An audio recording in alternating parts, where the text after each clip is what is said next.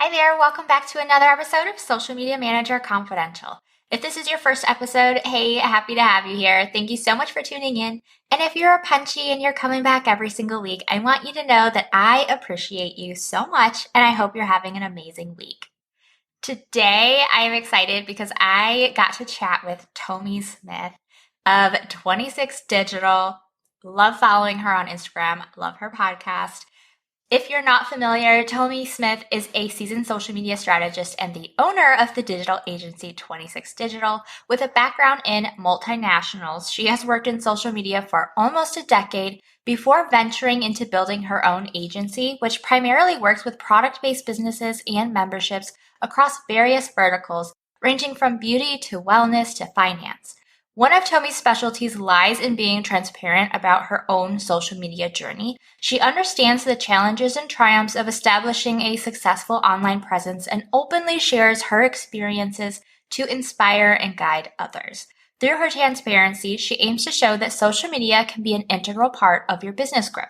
In addition, Tomi focuses on promoting mindful social media usage. She acknowledges the potential negative impact of excessive social media consumption and provides guidance on striking a balance between leveraging social media for business growth and maintaining a healthy relationship with technology. She is also dedicated to debunking common misconceptions and providing accurate information and strategies to her clients. Through her expertise, she helps businesses understand the true potential of social media and how it can positively impact their growth. Through 26 Digital, Tomi offers her clients a unique approach to social media strategy.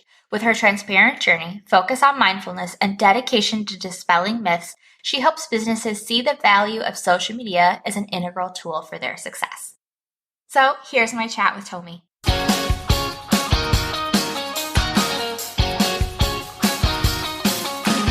Social media management is notorious for being high pressure, competitive, and changing literally every day.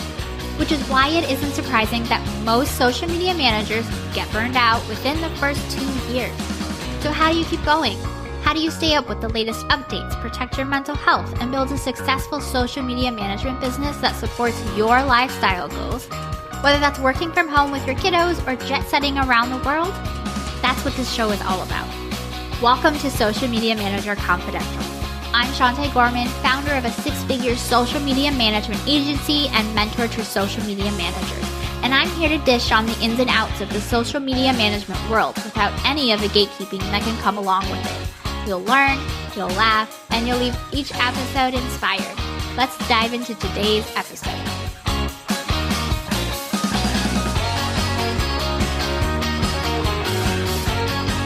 Hi everyone, I am here with Tomi and I am so excited to talk to you. We've been following each other, I think we said like 2-ish years now, but this is the first time we've actually been able to talk face to face, which is exciting. I know, it's amazing. I am so glad to be here. Huge fan of your page, huge fan of your podcast, huge fan of everything you stand for. 1000%. Oh, thank you. The feeling is mutual. I also listen to your podcast and I love following your page. So thank you. Yes. Okay. So let's just go ahead and start off. Can you tell me a little bit about what your current business setup is like? So I own a social media agency. 3 years ago, I was just a freelancer, but the agency has successfully scaled to God's glory and to our hard work. And now we are a boutique social media marketing agency. We're a team of 6. We ideally work with product-based businesses and impact-driven businesses. At the beginning, I'm going to keep it 100. That was not what we were doing because I was just trying to make money, right? Yeah. But now that we have been able to get to where we would like to be, we're selective about work that sparks joy and drives impact in our community, especially as people of color and stuff like that. So, we have a copywriter on the team, graphic designer, account managers, a social media lead, and me. Love it. Love it. Would you say, I guess, where did you get to start actually being picky about what type of clients that you work with? Because I also started just taking whoever would pay me. Yeah. I feel like one of the things they don't tell like new social media managers is that you're going to, like in the beginning, you have to work with everybody because then income is the most important. But Yeah. I feel like when you get to a point where your income is considerable, maybe like a nice 5 figures based on your own needs. I mean, I have 2 kids. I have to save for college and whatever. So Yeah. I need a lot of money, right? Kids are expensive. Yes, they are. But I've seen single people that are like, okay, I don't need a lot of money. I just want to be able to pay my bills and stuff. So when you get to a point where your current income is good enough, you have money to save, money to spend, and you feel good, then you can start being picky about, the kind of clients you want to work with and the kind of impact you want to drive with your business. I would say it took me about 2 years though. So keeping it transparent with it. Yeah. I love that. I think being realistic about it is important and like the transparency and the timelines and stuff. Cause I know there's so many like coaches out there who are like, she just rolled her eyes for those who Yes. can't see it. But there's so many people out there that are like, oh, you should only work with businesses that, you're excited to work with and that you love working with. And that's just not realistic from the start, at least. Like at that point, you're just trying to make money. Like you're just trying to pay your bills. Yes, I started with personal brands. I cannot stand personal brands because it's not my thing, right? Yeah. But I was doing it. I was doing it, and I was dying a little, but I was doing it, and I kept doing it up until when And that's one thing I did, right? Was also like change the direction of my content to tailor it to the people I want to attract. So I really, really like working with product-based businesses, beauty, health, wellness. And I started talking more about that and like showcasing things I was doing for the one client I had in that niche or passion projects based up on that niche. And people that are in that industry that needed my services eventually came to me. So positioning as well is also important when you're trying to pivot into working with a different kind of niche industry or business. Yeah. Yeah. I think that's a good way to go about it when you are ready to kind of pivot. So that's very good. So what got you started in social media management? I feel like every time people expect me to say something so nice, but every time I say this, it still sounds stupid, but I'm going to say it. So Let's hear it.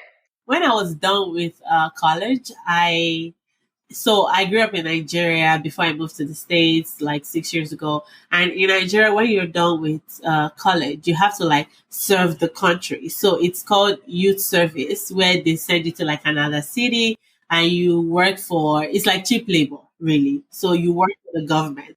So, when I was serving, I saw a lady, she always had like 3 phones. This was like in 2014, 15, Okay. thereabout. And she always had a lot of phones. And, one day I mustered up the courage to talk to her. And I'm like, why do you always have so many phones? And she said, oh, it's because she's a social media manager. And I'm like, oh my God, I want 3 phones as well. I'm going to be a social media manager. And really, that was how it happened. I started reading, I started studying, I started doing so many things. And when I was done with like youth service, I started pitching to companies because then it was not so popular, right? A lot of people were not doing it. So I started pitching. I did the Facebook Blueprint certification way back then and, told them that this is what I know. YouTube had a partners program as well. I did that too. And then I got a job with like a huge multinational, a telecom company in Nigeria. And I worked there for 2 years and I worked with a bank and all of that. So I started out of a stupid reason, but I eventually started enjoying it, growing in it up until when I started my own business. So I always had the corporate experience before starting an agency. Got it. That's a good background to have. I think it might make it transitioning into like running it yourself a little bit easier. Yeah. Hi there, this is Ad Shantae popping in to let you know about the Sugar Punch template shop. Inside the shop are done-for-you templates that I created specifically for social media managers and digital marketers so that you can seamlessly plug and play and have a professional business without losing any more sleep. We all know we need more of that. From a pricing calculator to an onboarding welcome packet to an all-in-one social media calendar, as in you can create, revise, and have clients approve it all through Canva. Love how simple it is. Plus a case study template with 100 proven copy ideas to impress your clients and a social media marketing proposal template. I've got you covered. Shop the affordable templates or get the discounted bundle, you do you, at my website. I'll link it in the show notes for you. Now, back to today's episode. So, obviously, you're like freelancing and like, running your own agency. What's your favorite part about running it like as a freelance agency? Honestly, I'm going to keep it 100, the people. Yeah. I love my team so much, majorly because at some point it was just me. And that was hard, right? Yeah. Even though I could do the work, it was hard. But now I have people that support me on the job, but also support me like emotionally. Working from home is so hard. So, our calls light us up. The kind of clients we work with as well. For example, we have a client who is making space for like Black authors, things like that. And the impact that our work also has on our community, that is like my favorite part. My team, the quality of clients we get to work. I love that. Is your team, are they spread out worldwide? Everywhere. We are working on bringing everybody together next year, but we're everywhere. I love that. That must be fun too. What about coordinating time zones? Is that? So we currently have just 2 people that are not in the US time zone. Okay. They're in Nigeria because, like I said, I'm originally Nigerian. So I have 2 clients that are still Nigerian and then they need local support. So what we just try to do is keep our meetings early in the day. So that's evening for them. And we make sure that it's super short. But every other form of collaboration happens on Slack. And one thing I have noticed is our team members actually end up looking forward to the calls because our social media lead has structured it to the point where we're not just talking about work, right? We also talk about things that you're open to sharing, shows and stuff. Because since the pandemic, a lot of people have been working from home and it's so lonely. Yeah. So having people is super key to your creativity, to your mental health, right? You're not alone because you can be home all day and not talk to anybody for weeks. Yeah. So when you have team members, that helps as well. Yeah. And I think maintaining your mental health when you work from home is really important. And then you have the whole other piece of we work in social media and that can have a huge impact on our mental health too. Yes. I have been at the forefront and bottom barrel of this. I remember when Instagram released Reels, I had a panic attack, legit. I was shivering. I was curled up on the floor, but it was because at that point I didn't know better. That was 2 years ago, right? Yeah. I didn't know better. I didn't know how best to plan.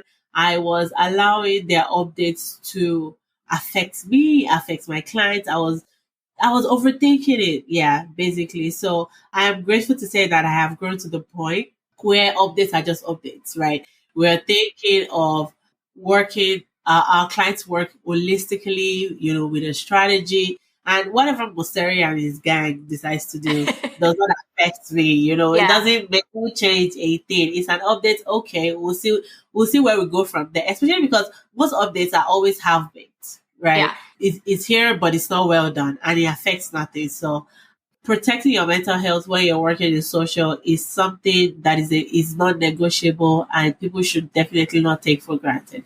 Yeah, I agree. And I've just over the years, I've been doing this for almost 5 years now. Just over the years, I've struggled with balancing mental health and figuring out what is affecting it and how to deal with it. And it's not even you figure it out once and that's it. It's a constant cycle of figuring it out and trying to take care of yourself.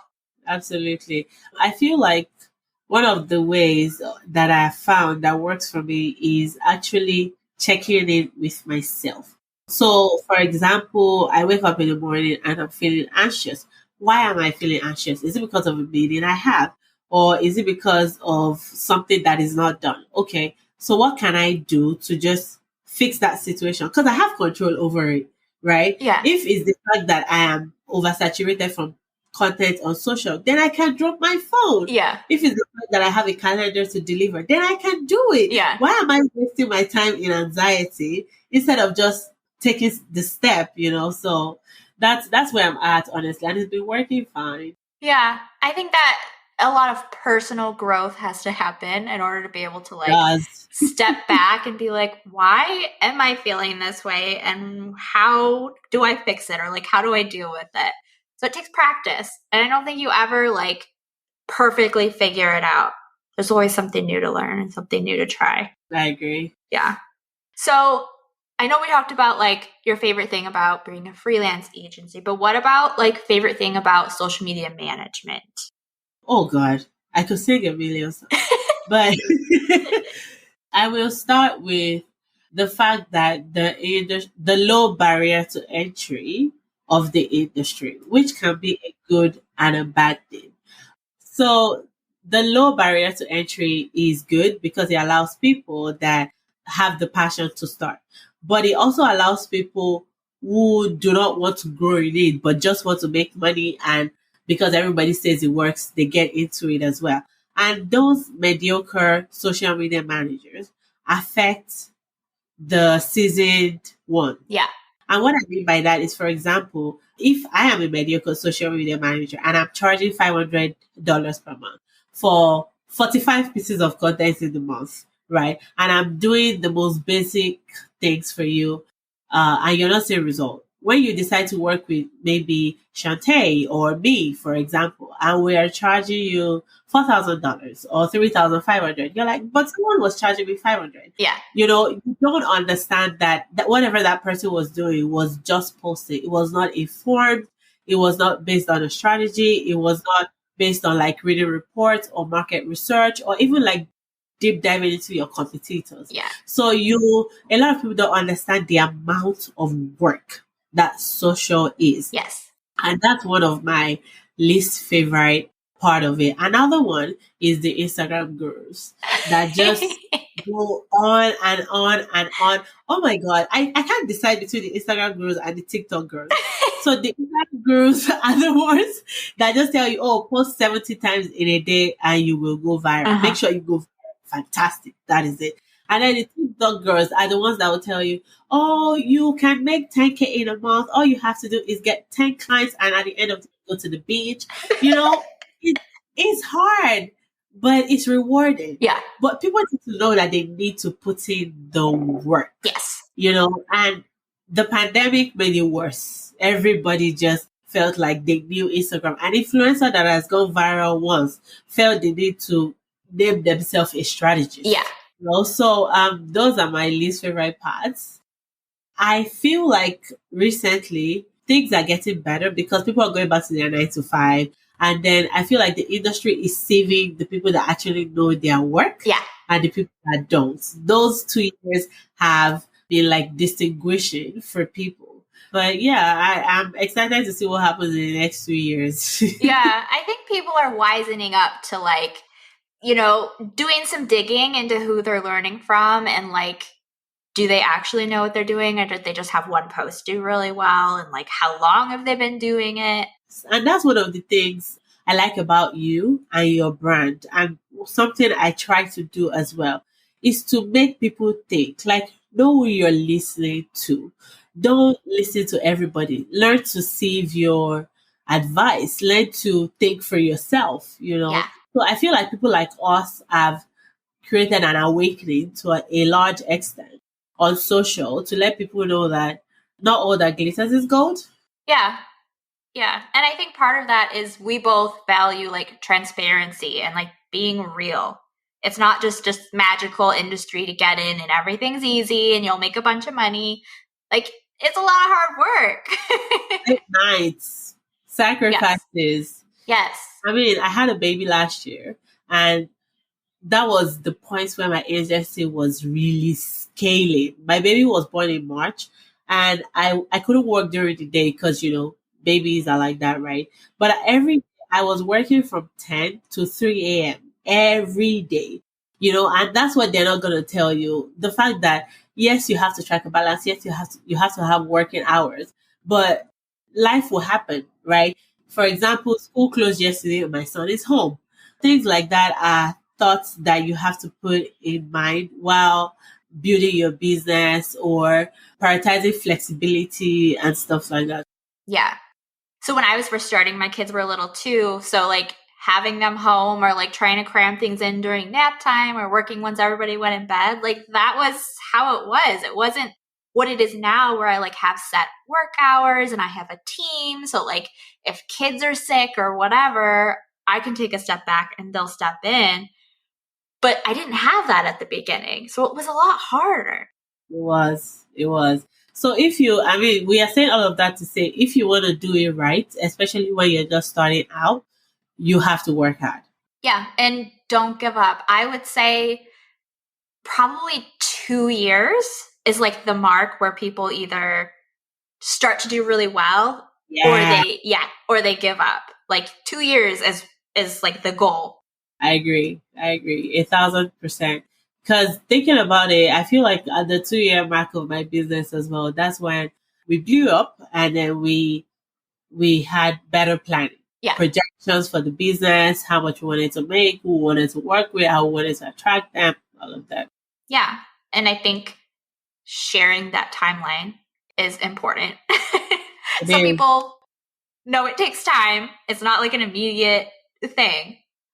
So if there's anything you wish someone had told you before you got started, what would it be? I feel like we just touched on it. Like, Yeah. don't give up. Keep Yeah. working at it. If you have the passion and the skills, you're gonna be glad you stuck with it. If you don't have the passion and the skills, either get the skills and build up the passion or find another job. You don't have to be a social media manager. Yeah. I mean, and you can learn the skills. It's the passion that Yes. you have to have. Yes. And Yeah. that feeling of seeing your content do what it's supposed to do, or that feeling of creating a working strategy or putting together a campaign that is working, if it lights you up, it lights you up. You can't pretend. Yeah. It's either very fulfilling or it's not. And that's what's going to keep you going. I agree. So I know you really love sustainable social media strategies. So can you explain a little bit about how you do that? I feel like for me, sustainable social media strategy is simple, right? It means planning for the long term. It means not relying on virality or posting consistency. And by posting consistency, I mean like over posting Yeah. and all these gimmicks. Yes, it is you working from a place of strategy and then working backwards. So this is how I think about it. For example, I am a brand. I'm a personal brand, for example, and I have an agency. But my goal as a personal brand is to get more sponsorships or influencer partnerships. How do I plan to do that? Then I take a step back to think about my content strategy, the type of things I'm posting. Who are my competitors? Is it Shantae? Because she does ads as well. Neil, is it Shannon? Is it people that I already follow? What are they doing? What are they not doing? What learnings can I take from that? So I have a goal, but I am thinking of how I can use social to achieve that goal. But it's not something I want to be done in 3 days. It's a 90-day plan. It's a 30-day plan. And the fact that it doesn't work at the end of June doesn't mean I'm going to throw in the towel and say, oh, I'm not doing this anymore. My goal is August, we're June, right? I would keep at it till August. It's sustainable. It works for me. I am not burning myself out. If I'm posting twice in a week, that's what I'm doing up until June. If I am replying DMs only once in a day, that is what I am doing. I'm just making sure that the actions I'm taking are commensurate to my goal and to my timeline. So there is no burnout and there is no falling into the trap of comparison and shiny object syndrome, seeing what everybody is doing. So to me, that is sustainable social media strategy and usage. Yeah. And I feel like that's a healthy way to approach it. Like, you're not putting as much pressure on yourself and how your content is performing. It's like, maybe June wasn't a great month, but we still have 2 more months of the plan. Yeah, absolutely. And one of the angles that I try to always look at it as well when I'm thinking about comparison is we're not the same, right? There are people in our industry that do not have kids and have the luxury of working 24 hours in a day. You know, if it works for them, that is fine. But if you're someone that maybe has a family or you have other commitments, or maybe you're taking care of your elderly parents, you need to give yourself grace to understand that you guys don't have like the same 24 hours, number one. And also, your race is not their race. That is not how far, right? Yeah. It's like comparing apples to oranges. Like, they're 2 completely different things. Oh, I love that. Well, this was a great chat. Thank you so much for coming on here. I had the best time. And I really, really, really like what you're doing because the transparency does not exist in our industry. There's a lot of gatekeeping. Yes. But I like how, as much as you talk about, you know, the best way to go about starting a social media business, you also talk about like how much you have made and how long it took you to get there. So it's aspirational for people to see that, okay, so if she can do this, I can as well. So, and you're making space. Trust me, you're making space for social media managers of color. You're making space for all the minorities. You're making space for the people that are confused. And I think this is super amazing. Oh, thank you. Oh, I'm going to get emotional. You're so sweet. Oh, I appreciate you. Where can everyone find you? Oh, I'm everywhere, guys. This is my job. I'm everywhere. You can find me on LinkedIn. You can find me on Instagram, TikTok. I have Pinterest. I hope to get back there. Or you can send me an email. I like receiving, for lack of words, I think I'm a celebrity, so I'll say I like receiving fan mail. Fan mail. Oh, I love that. I'm going to start calling it that from now on. But I'll link all of your links in the show notes so people can find you in all of the places. But thank you so much for coming on here, Thank Tomi. you for having me. Thank you. Now, when I saw the email, I was like, yes. I know. I saw you book and I was like, yay, I get to talk to her. Awesome. All right. Well, thank you so much. Oh my gosh, we had such a great chat. I love following her. Definitely give her a follow. Check out all her links in the show notes. And if you have any friends who are social media managers, share the link to this episode with them and help them out. And if you're not already following this podcast, make sure you hit the follow button or the plus button in Apple Podcasts so you can get brand new episodes delivered straight to your podcast app every Friday. Thank you so much for listening. I'll catch you next time. Thanks for tuning in to today's episode. Learn more about my digital template shop, online courses, and mentorship program by going to my website at sugarpunchmarketing.com. And while you're there, make sure you join my safe, supportive community created exclusively for social media managers. It's 100% free to join and packed with really amazing resources, trainings, and people. See you next time.